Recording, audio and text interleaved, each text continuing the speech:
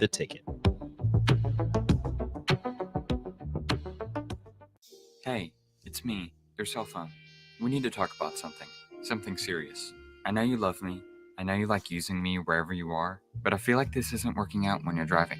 I know you may think that it's possible to focus both on me and the road, but I just don't feel the same way. I think we should spend time away from each other when you're driving. It's for the best. Visit StopTextStopWrecks.org, a message brought to you by the National Highway Traffic Safety Administration, Project Yellow Light, and the Ad Council. Adoption of teens from foster care is a topic not enough people know about, and we're here to change that. I'm April Dinwiddie, host of the new podcast, Navigating Adoption, presented by Adopt US Kids. Each episode brings you compelling real-life adoption stories told by the families that live them with commentary from experts. Visit adoptuskids.org/podcast or subscribe to Navigating Adoption, presented by Adopt US Kids. Brought to you by the U.S. Department of Health and Human Services Administration for Children and Families and the Ad Council. When you're high, you feel different. You think different, you talk different, you draw different, you listen to music different, but you probably knew that. Problem is, you also drive different, and not in a good way. That's why driving high is illegal everywhere. So if you're high, just don't drive. Make a plan to get a sober ride. Because if you feel different, you drive different. Brought to you by NHTSA and the Ad Council. Live from the heart of Lincoln, America, welcome to Ticket Weeknights on 93.7 The Ticket and theticketfm.com.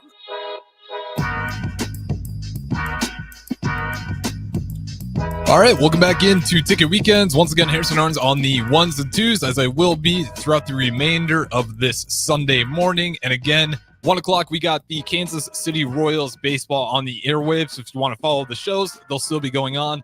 But Facebook, YouTube, Twitch, Twitter, Outlaw Channel 961. But we got a new show here today. And if you guys want to join in, Sarah Heyman text line as well, 402-464-5685. Today, we got Sadio Fenner of Nebraska Track and Field. Sadio, I know first time you had on here, you were one-on-one with DP. And then were you on with Megan Walker once as well? I was, yeah. I've been doing this kind of on and off for a little bit with a couple of different people. But, I mean, it's been a great time, so I keep coming back. Absolutely. And as you guys are aware, DP, what we're doing, really growing this thing out, getting more student athletes. So just kind of off the bat, what's the draw for you wanting to kind of have this show and start doing this on your own? So I think this one specifically, I mean, when he approached me with this, I kind of didn't really have an idea of what I really wanted to do. I mean, I feel like I'm like most people, I can kind of talk a lot, but at the same time, like he kind of wanted to give some direction to that. And one of the things that I think he really wants me to try to navigate with this space specifically, because again, this is a very unique opportunity given essentially all the things that I've been blessed to experience, but also other things that other people have experienced as well. And so maybe taking this in more of like a focus on positivity in the Lincoln and greater community and just, try to get as many people on here to share their experiences. Because I mean, we're humans at the end of the day. And one of the biggest things that we can keep doing to push the ball forward is just continue to educate others. And so this is a great way of doing it. Yeah. And I will say this, there really wasn't there was, shout out to like Hail Varsity. There's some things out there where you kind of get the inside scoop on what it looks like on the student athlete. But really up until Ticket Weeknights started coming around and even some during the day shows where we have a lot of these people, this felt like a long time coming. Like it needed to happen where we actually get to hear these stories from the students themselves. Like, why is that important to have the narrative of not just, what you guys do on the track, field, court, whatever it may be, but just the full story of like who you are as a person, your background, and all that entails. Well, I mean, it's what you just said. Like we're more than just athletes. Like we're people, and I think sometimes that gets away from a lot of people that we are human beings at the end of the day, right? Like realistically, like there's not really a whole lot of difference between me and anybody else walking around the street. Like I just happen to be blessed with whatever ability that I have. But I think it really helps people connect with not only us, but then help us to connect to our fan base. Because I mean, like I said, there's a lot of similar things that we'll all go through, and I mean, I think having this space where you can hear about it, you can talk about it and all that stuff is really important. Because again, kind of like what I talked about in that first segment with communication, right? It's a two-way street. Yeah. And one of the arguments that, I always used to hear is like, oh man, student athletes got it so easy. Having this opportunity to see what you guys have to go on through a daily schedule, like give people the background of what you're all involved in, because you're a track athlete. I know you're a good student as well. And then you're going into a tough program. Like there's a lot of things on your plate. What is the background of Sadio Fenner? Oh, there's a lot. I mean, I want to say so yes, student athletes go through a lot. But I mean, that's not to say that anybody doesn't go through a lot either. But I mean, I'd say that even my schedule is pretty atypical, just because I mean, like, I'm not your typical student athlete in terms of what I'm all involved with. But typical things, I mean, so right, cross country and track. So there's a lot of running involved with that, which takes up a good amount of time. But then I'm a graduate teaching assistant, so I independently teach some classes through the university for underclassmen. So that'll be freshman level, all the way up through like senior and junior level classes. I do a lot of things, I guess, like within the community. So I've got, I think, over 5,000 hours of community service across a whole bunch of different organizations. It would take me forever to list them all out. That's in 5,000 hours? Yeah.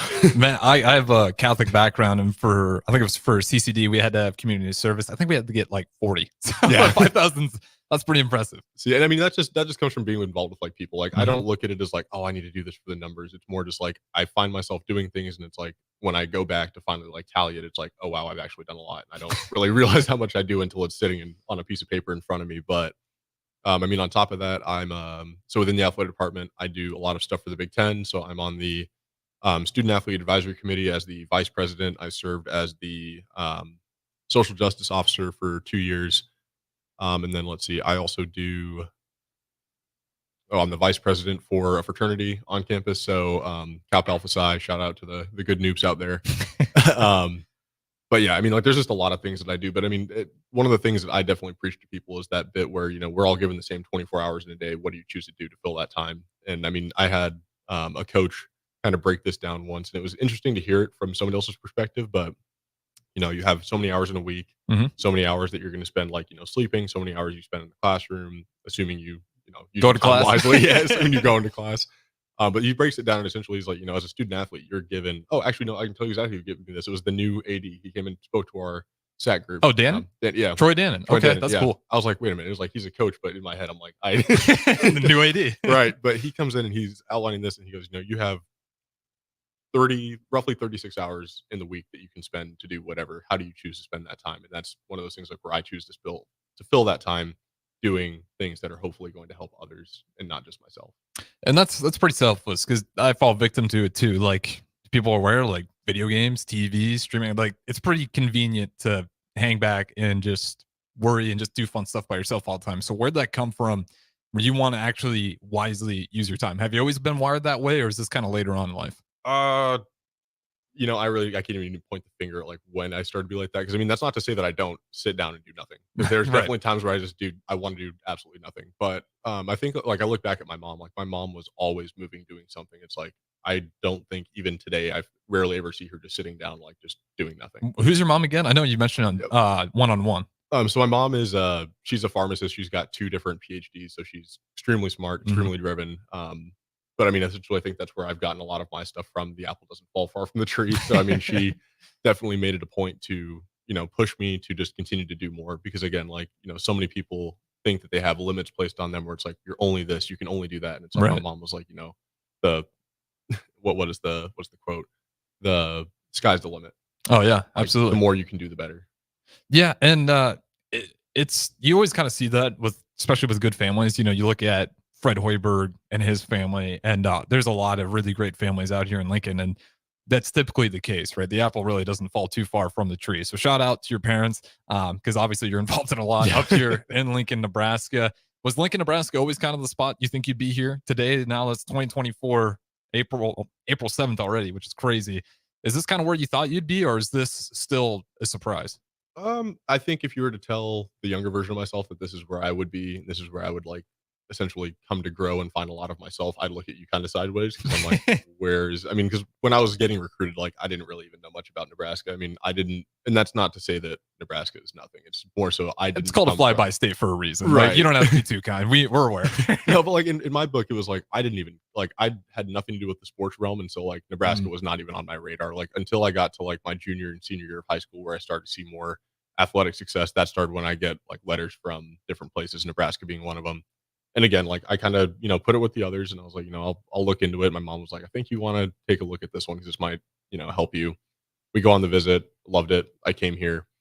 But again, like, there's a lot of struggles that I faced in those early years. And, you know, looking at it from my freshman, sophomore year, I probably would have looked at it where I'm sitting now, and I'm like, you're still here. You didn't try to leave. And it was one of those things where, again, in talking with DeJuan, you're given a choice. Do you leave and hope that the grass is greener somewhere else, or do you stay and try to make a difference? And in staying, I grew a lot as a person, I grew a lot as a leader, I grew as an athlete, and those are all things like where I'm very thankful for having that experience. Do you ever worry about that dynamic at all? And that's not to say like I'm all for players moving on to if it is a better situation, but you see that a lot. And there are times where I wonder, it's like, I don't know if leaving, I'm in no place to tell them what to do, but I do wonder at times with the portal being as open as it is, do you ever worry about some athletes? You don't have to mention names or anybody, but that there isn't a temptation to constantly keep moving when there can be more self growth if you just go through what possibly is a tough time. Well, I mean, it's like what you said, like there's a lot of with change, there's a lot of uncertainties. And I think a lot of people are scared of uncertainty, which like I'm terrified of that stuff. But at the same time, I'm also aware that there's a lot of growth and other opportunities that can come from it. And so like in terms of like the transfer portal and stuff like that, yeah, like I said, grass is greener on the other side, but the grass is also greener where you water it. And so I don't think the location is necessarily as important as the people in that location are. And so like if you're leaving because like there's people that are going to support you and are, just better for you there, great. I'm all for you leaving. But if like, if there's good resources, good people where you're at and you're just, not necessarily maximizing what's there. And again, that comes from communication. Like, a lot of different things can happen just from having little conversations. But once you at least lay out that foundation and having the first conversation about what needs to change for me to be successful here, assuming the people like are good listeners, good communicators, they're attentive to what you're saying and they reciprocate what you're outlining to them, you'll hopefully see some good progress from it. But again, that's not always the case everywhere. And that's, I think, why you see a lot of people leaving. Because I mean, I think communication is definitely something where if it's not great, I'd probably end up leaving in a good number of circumstances because it's not worth my time to keep trying to, say the same thing over and over and over again. Because like nobody wants to repeat themselves. Exactly. Yeah, and especially that communication anywhere in life, if it's broken, like you'll feel it, whether it's work, home, like communication's a big part of it. I'm gonna steal that quote too. That's a great quote. Grass is also greener where you water it, and that's important to remember. So let's kind of talk about that. So you come to Nebraska. What was it not only athletically that was appealing, but academically as well? Because we've kind of talked about your academics. It's obviously important to you. So what were those two things that Nebraska had that made it an intriguing place? I mean, the athletic side is easy. You walk in and you see what Nebraska has. And it's like, wow, nobody has that. But then, I mean, within that, you walk right into the stadium, you look to your right, and it's a list of all the schools that have a lot of academic All-Americans, and number one is Nebraska. And it's like, that is a statement, especially when your school is sitting on top of a school like Stanford. Underrated statement. I don't feel like we say that enough. No. Like, that's very cool and important. I feel like Nebraska has that. And yes, there's other universities that have harder academic standards to get into, like Northwestern would be a good example. But the fact that Nebraska gets a lot of these student athletes out with a degree in their hand, and not only that, but a really solid GPA, right? Like it plays exactly to what you're saying. So that stuck out to you. Oh, big time. I mean, like I said, there's a big personal aspect to this, as far as like, as a parent, and this is definitely one of the selling points that got my mom to just be on board with like, I think we need to go here was, part of your recruiting visit was, you sit down with the life school staff and they show you every single thing that's available to you here resource wise. And I'm like, there's a lot, but then it's also, yes, there's a lot of stuff you're going to have to juggle, whatever, but we're here to support you the entire time. And I'm like, that's huge, because so long as, I'm in a place where I'm going to be challenged, but I have people that are going to support me, I'm going to be so much better for it. And it's so much easier to do that when you have that strong support network behind you. Because like I said, if you have just you doing whatever by yourself, well, you'll get so far. But then if you have so many other people elevating you to higher places, you get to sit where I am right now, where it's like you have all these great things going. And that's not necessarily because I did anything super crazy. It's just because I had all these people that wanted the best for me. And that's something that Nebraska had. Absolutely. And that being said, we're already up into our first break. But again, this show, do you have a name for the show yet? Have you decided that? No, still trying to figure that out. Okay. Well, right now we have Ticket Weekends with Sadio Fenner, but we will get a name in place. And again, this will be an hour show. We just had a shortened segment today with Inside the Huddle taking that first segment, but this will be a regular every Sunday with Sadio Fenner for a full hour here. So again, we'll throw it to break. We're going to have one more left on the other side. Don't go anywhere here on Ticket Weekends. We got Sadio Fenner's new show debuting today. We'll be back in just a little bit. What do you think of when you hear the chocolate season? Artisan chocolates? Of course. They have the best chocolates this side of the Atlantic. Friendly neighborhood coffee shop? Yup, they're that too. A nationally recognized top-tier brunch spot. Waffle weekends, baby. And the place to grab a gift for literally any occasion. Everybody loves chocolate. See for yourself at the Chocolate Season, 40th and Old Cheney, or order ahead online at thechocolateseason.com. Load up on meat and more this spring at the Mercado by Certified Piedmontese at 84th and Havelock. This week's special through April 9th is buy one, get one free on 8-ounce flat iron steaks, limit 4 per visit. Also, $1.50 off all Bachan's Japanese barbecue sauces. And don't forget about lunch on Fired Up Friday from 11 a.m. to 2 p.m. Locations at 84th and Havelock and 30th and Yankee Hill in Lincoln, or 168th and Maple in Omaha. Get to the Mercado today for the best meat in town. My fun maybe more like on like a Tuesday, like in February or something. Let's see if I can pull a prank on somebody. Yeah, but not on it's prank like it's day. total amateur hour. Yeah, it's just like National Prank Day. Yeah. Yeah, I do got a little announcement to make. What's that? Oh, wait, breaking news? I won't be here Wednesday, Thursday, Friday, or Monday. Whoa! What, Kitty? This just April Fools. Oh! He got it.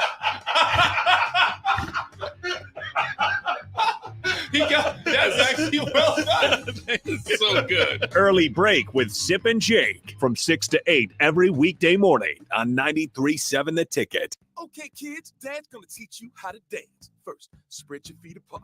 Then, pump your knee, nod your head, shake your hips, and bite your lip ever so slightly.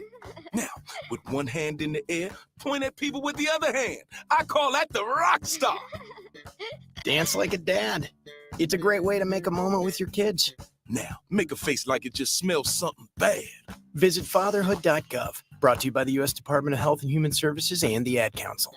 Be a memory for your grandchildren. Among Nebraska adults age 65 or older, 47% report current alcohol use. Drinking too much can cause harm to children, family members, and loved ones. By drinking less, you will still be around for your grandchildren. If you or a loved one is looking for help, find a treatment facility near you at findtreatment.gov. For immediate support, call, text, or chat 988. Brought to you by Nebraska DHHS in partnership with SAMHSA. Your child was embarrassed when you arrived at their basketball game. 75% of parents or guardians report current alcohol use. Drinking alcohol can cause harm to children and loved ones. By drinking less, your child will be excited to see you at their basketball game. If you or a loved one is looking for help, find a treatment facility near you at findtreatment.gov. For immediate support, call, text, or chat 988. Brought to you by Nebraska DHHS in partnership with SAMHSA. You never think cancer will happen to you.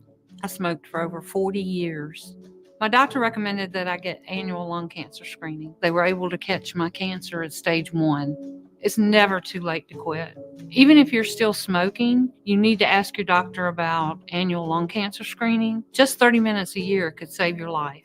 Call the Nebraska Tobacco Quit Line, 1-800-QUIT-NOW, 1-800-784-8669. Paid for by Tobacco Free Nebraska. Aired with the Nebraska Broadcasters Association and this station. On the Block with Strick and Austin. I think about all the infrastructure that got built up behind the scenes by Coach Osborne, that Coach Solich took over, and then some of that infrastructure was eroded. Matt Rule still has to prove this, but I think Matt Rule's style is that, yeah, he'd like the infrastructure in place, but I think Matt Rule has the personality to do everything in his power to bend it to the way he wants it. Weekdays from 2 to 4 on 93.7 The Ticket and theticketfm.com.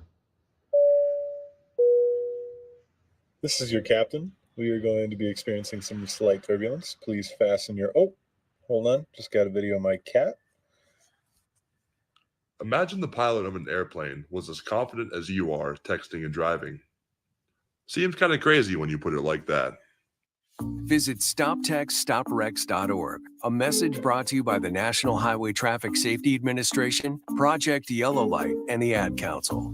If you came across someone struggling with hunger, how would you recognize them? By their clothes, Their age? the way they speak. Hunger can be hard to recognize. Learn why at IamHungerInAmerica.org. Brought to you by Feeding America, 200 Food Banks Strong, and the Ad Council. Back to The Ticket weeknights on 93.7 The Ticket and theticketfm.com.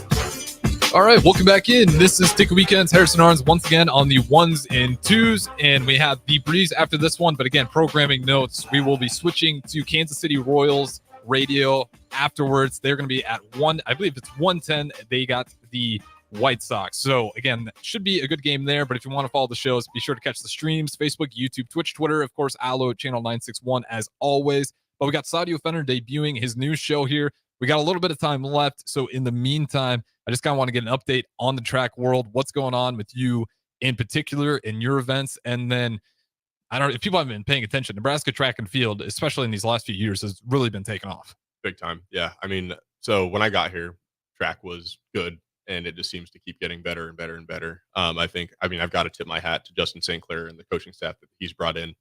I mean, the level of care that they have for their athletes has been huge. And I mean, it just really has helped elevate our whole team. I mean, our men's side, we won the conference title last year for outdoor. We got second last year and this year in indoor. Hopefully we're going to defend our title for outdoor. I mean, the women just did great out in Arizona this past weekend. They just won the title. Our men were third with a really close bit without a full team. So that's really impressive. I mean, you add those other factors that are going to score, and they're going to do some really cool things. So, I mean, I'm very excited for what this program has in store. As far as what I've got going on, I've raced at Stanford last week, which was a really cool experience. A lot of very high caliber athletes.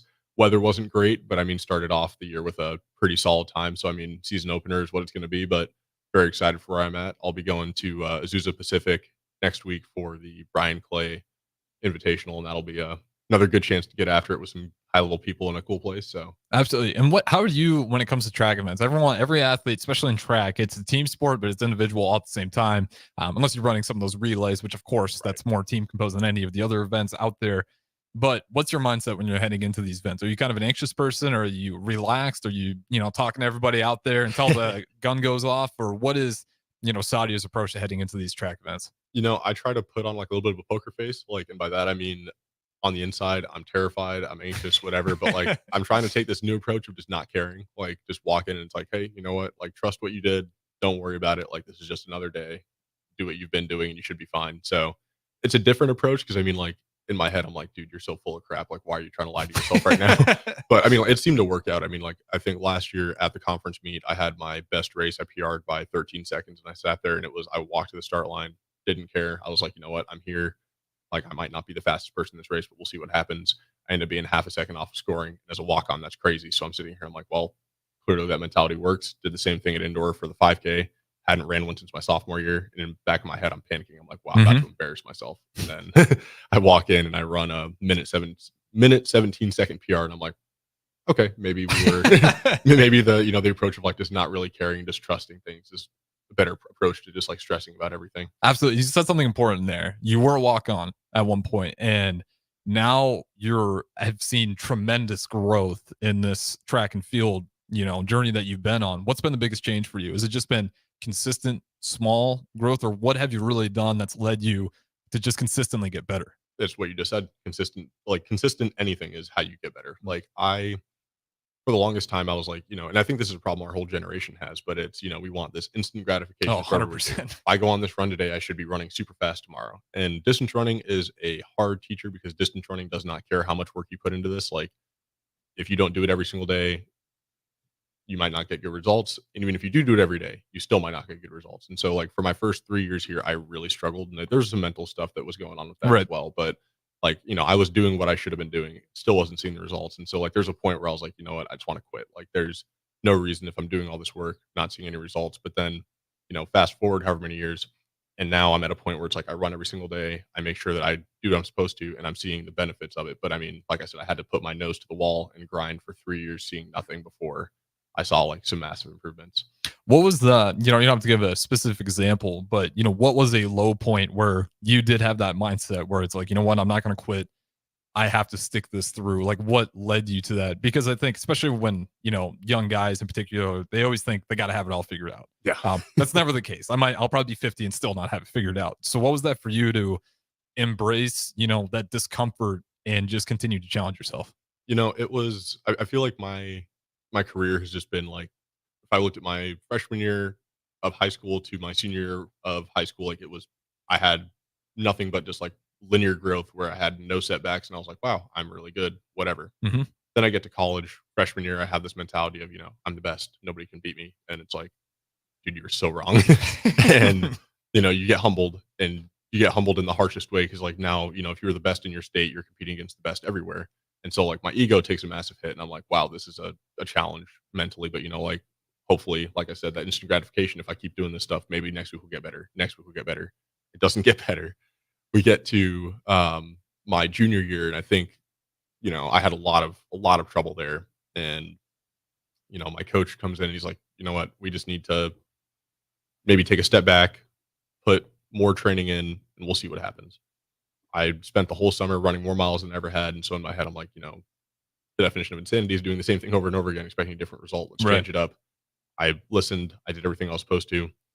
I saw some small improvements in cross, and then we get to the Big Ten conference meet, and I pass out. And I'm like, this is where I was hoping to do something great. Right. This is going to set up my indoor season. This is not how I want to end this. And so at that moment, like I was at a really low point where I was like, I think I just might hang it up. Like this is where I call it, because if I can't, like even after having done all that work, if I still can't make improvements, what's the point?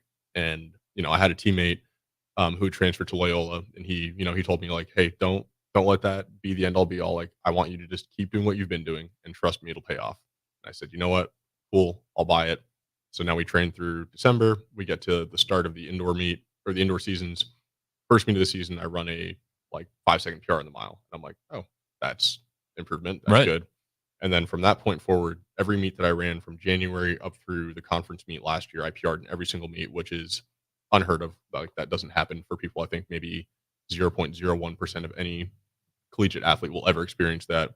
And so that moment, I was like, you know what? Like it finally paid off. I couldn't have been able to tell you that it was going to pay off, because there was nothing that says that. Yeah, no guarantee. I would have just fallen off. But that was that moment where it's like, everything paid off, and now it just makes it so much easier to know that regardless of what I do, hopefully it'll pay off eventually.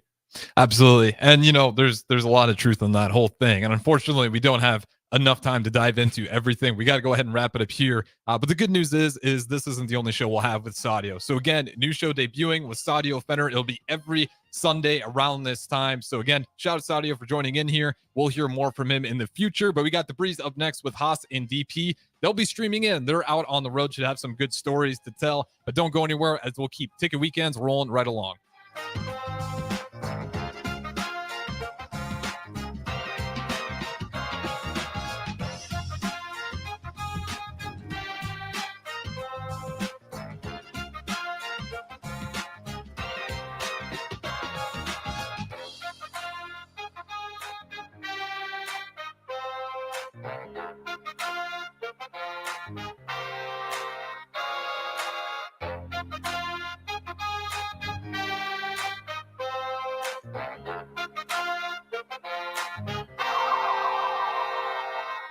The dangers of secondhand smoke are well known. But what about secondhand aerosol, which is created when using e-cigarettes? Science already shows a secondhand aerosol can contain nicotine, heavy metals, and cancer-causing agents. Eliminating exposure to secondhand aerosol is an important step to keeping everyone safe. Breathe easier knowing the facts.